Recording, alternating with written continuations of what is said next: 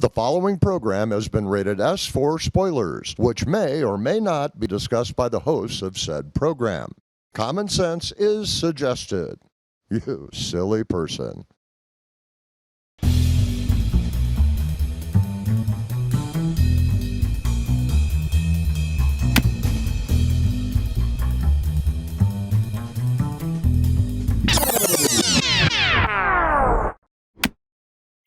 Hello, and thank you again for tuning in to Erin and Drew's movie reviews. My name is Drew. My name is Erin. And we are live from the bomb shelter here in some said basement elsewhere, but At an undisclosed location. at an undisclosed location coming to you. Well, actually, in case you missed out, we in the building where our studio is, where we usually do some recording. That our building is under construction on the other side of our studio. It's very noisy, so you would have heard a lot of sounds coming into our studio. Well, that's what it sounds like. I believe you. Yeah, I thought the movie was really good. We would have had to talk like that. What? You know? Yeah. So hence why we are in this alternate location. This is, I guess you could say, our bomb shelter. This is like like in Doctor Who, they have like lost episodes from the 60s. This is kind of like our bomb shelter. These would be our lost episodes. This is our bomb shelter episodes that we're doing during construction season here at our building. So anyway, the movie we're talking about today is not from 1981, but from 1971. So this one's 50 years old. It is Harold and Maude. Somewhat of a classic, I think, or so I was told.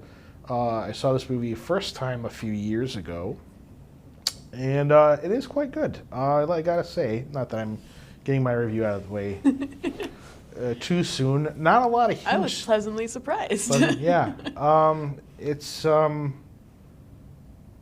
There's not really a lot of stars in the movie. Mm-hmm. Actually, I would say there is none, except for maybe Ruth Gordon, who plays Maude. She was in, I think, Rosemary's Baby. The horror movie, and some other things. Bud Cort, I think he did a few things after this, but not a whole lot. He was in Dogma. That's how I know him. Now, who was he in Dogma? He was John Doe Jersey, the guy that's in the coma, who is also God, which is the reason that the angels go amok. Okay, yeah. Mm-hmm. I'm not the biggest fan of Dogma, so I could talk for days about Dogma. Yeah, it's kind of a wrestling match between Dogma and Tusk as to which one I like least of his. Really? You like Tusk? No, Tusk is terrible. I'm just like, Tusk is horrible. Yeah, Dogma is so much better than Tusk. Yeah, maybe we're not talking right. about that. Yeah, that is a different episode for a different day. Perhaps we shall. But yeah, Harold and Maude. Well, it is and can we talk about the soundtrack too? Yeah. Yeah, it's basically all done by, well, maybe not all of it, but a lot of it is done by Cat Stevens, who nowadays, of course, is called Yusef because he converted to Islam, but back then he was still Cat Stevens. And the songs, I think a lot of them came from the albums he wrote, but he wrote, I want to say, one or two that were specific to this film. And I don't know if they've ever actually had their own release or if you can buy them, but I don't know. I'd have to do a little more homework on that. Yeah. But yeah, they're really, really good. But anyway, the story is Harold is kind of I don't know, how would you say it, miscreant? He's a morbid little boy. He's not really a troublemaker, but he's... Maybe only to himself. Misanthropic? Yes. Would that be a way to say it? Yes. Misanthrope?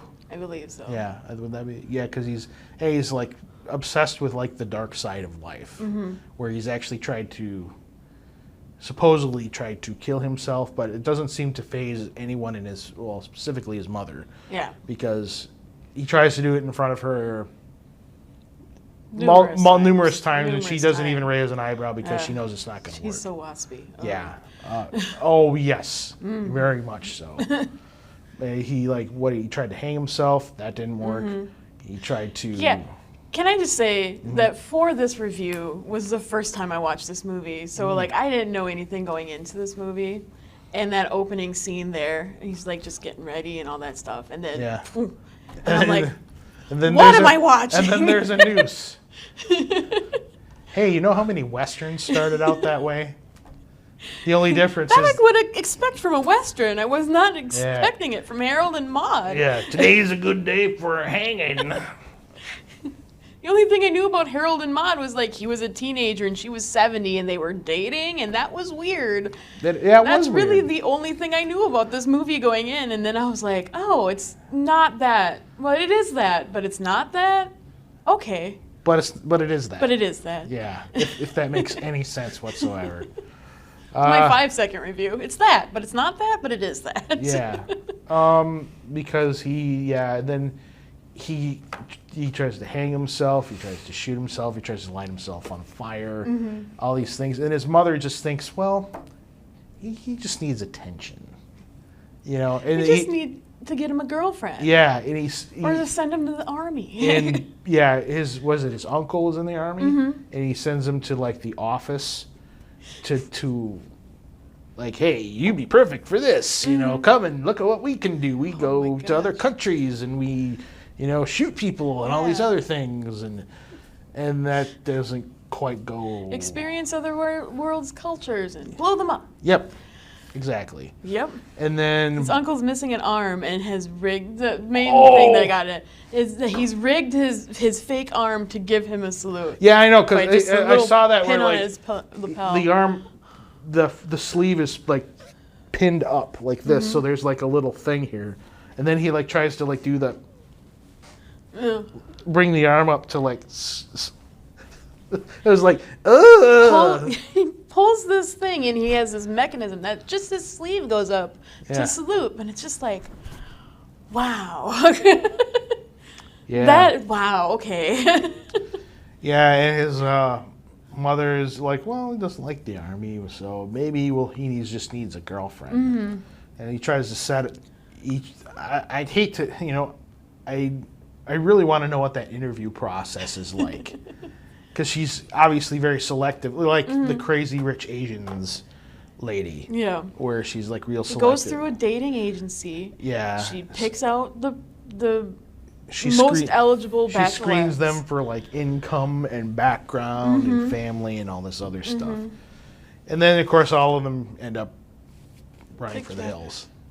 Most of them do. The actress was into it. Yeah. But she ended up going away though too, didn't she? Well, I forgot what shoot her out the door. I think something did. The mom, or maybe just Harold was just like, no. Yeah. Well, by that point he was seeing Maude. Yeah. And because he had this weird obsession about. Well, he sees a shrink too. He's telling him all his problems, and then. He goes to funerals for fun, like all the time. Yeah, and then who doesn't? It's right there in the name. It is in the title, fun funeral. You know, and that's where he meets Maude because it was almost kind of like in a weird way. This seems like this is a weird predecessor to Fight Club. Okay. You know what I'm talking about? Because in Fight Club, Edward Norton, you know, his character is an insomniac and he can't sleep. So he goes to like support, he becomes a support group junkie. So he goes to like the men with testicular cancer, he goes to the alcoholics group, he goes to the whatever, overeater, whatever it is. And this is kind of like the same thing. He goes to to funerals, and then Edward Norton runs into Helena Bonham Carter going to the same meetings because she does the same thing. This is kind of like Maude, you know. I think that's where they got that idea from. I understand where you're coming from. Yeah. Okay. I can see it. Because she kind of she's an older woman who has kind of the opposite views, where she's like full of life, and not just that, but she's very mischievous. She's out there. She is out there, that is for sure. She likes stealing cars. Yeah. Driving fast. Yeah, because she has this... Transplanting trees. Didn't she steal the car from the funeral home? Yeah. Or was it the minister's car? She steals somebody's car from a funeral. Well, she steals Harold's car, and Harold drives a hearse at one point in time. And she's like, well, maybe I should bring this car back. And he's like, nah, it's mine. So let's go. And she finds that hilarious. Yeah. But yeah. I think she steals the minister's car in the beginning. Yeah. Like a little thing. Well, doesn't his mother offer to buy him like a really nice Rolls Royce or something? And then he says, nah, I want a hearse. He ends up getting a really cool car. I don't remember what kind of car it was. And then making it into a hearse after his mom sells his original hearse for this car. And I just want that new car. Yeah. The hybrid, what was that? Was it a I thought it was a Rolls Royce, but I could be wrong. I don't remember what it was. But whatever that car was that then was made into a hearse, I want that car. I want that car.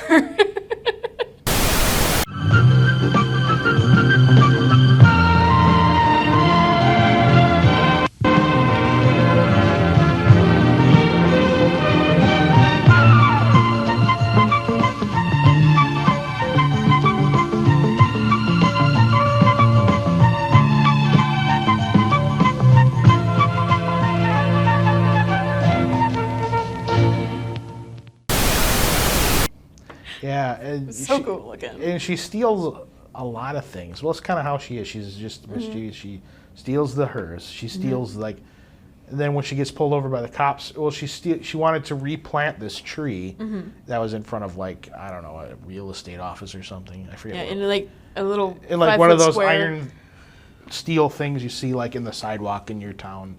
She's like, oh, we have to replant this tree. We must take it home. Save it. Yeah, so she puts that on the car. And then she replants it in wherever they take it, and they come back. Wooded area. Yeah, and then she gets pulled over by the cop, who oddly enough is played by Tom Skerritt. That's probably he might be the only named guy in this movie. And he's not even named in this. No, he's under a pseudonym. Yeah, because he's this is very early in his career, and she steals the cop's motorcycle. And then she takes Harold to where she lives, and she lives in this. What does she live in again? I forget. Is it a trailer? Yeah. It's like a train car.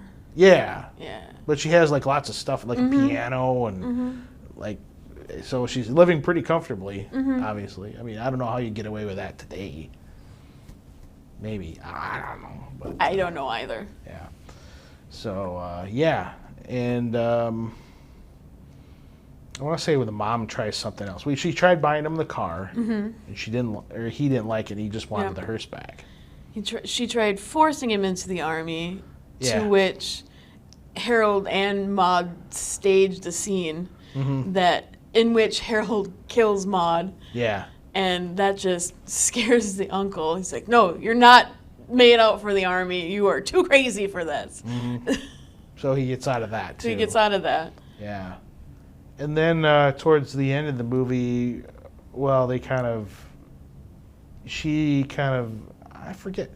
She takes a pill. Maude has decided that 80 is the perfect age to die. You don't want to be any older than that. Yeah. And on her 80th birthday, she takes a lot of pills. Yeah. Now, is that something that kind of stems from the 60s where they used to tell people, don't trust anyone over 30? Because apparently that used to be a thing, but apparently living to 80, past 80 is also not good. Yeah, I honestly don't know.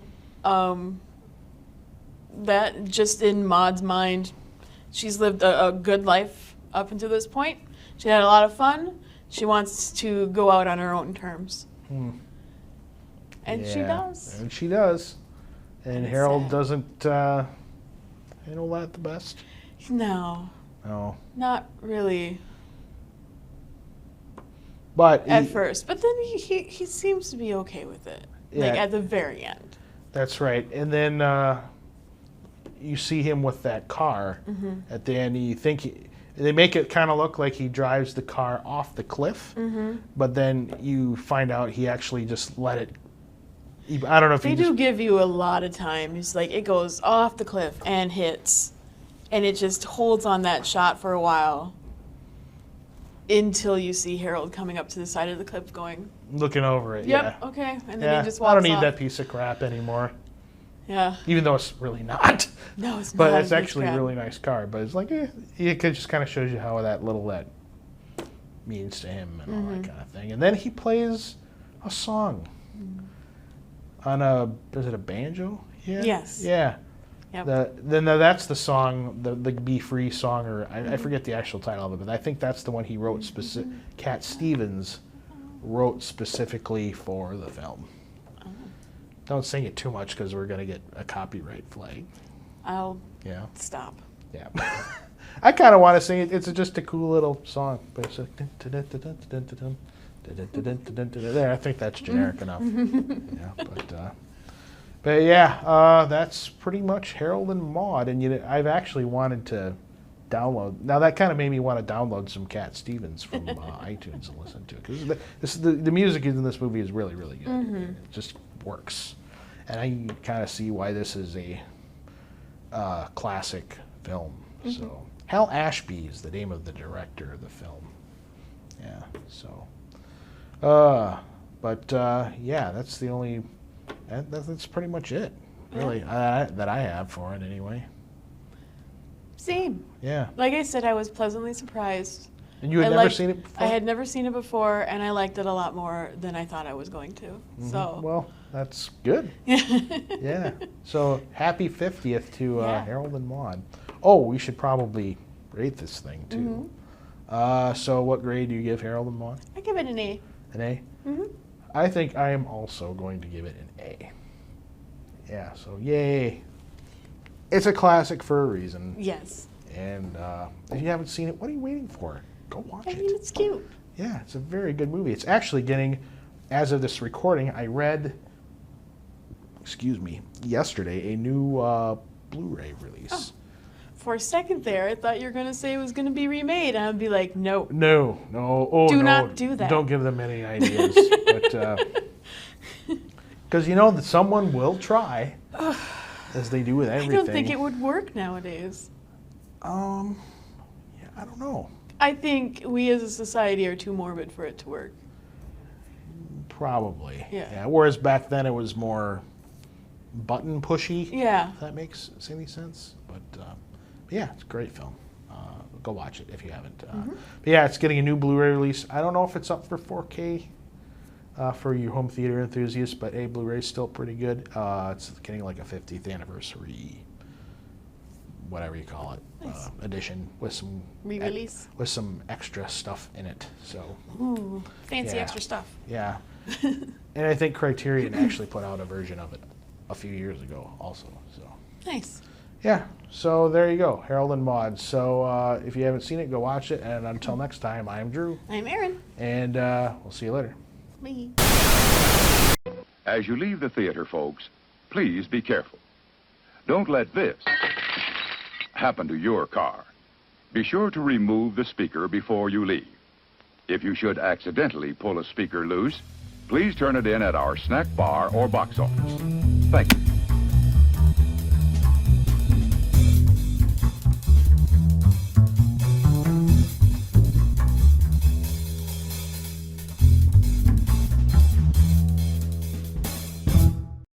Cable television is the swellest thing they got.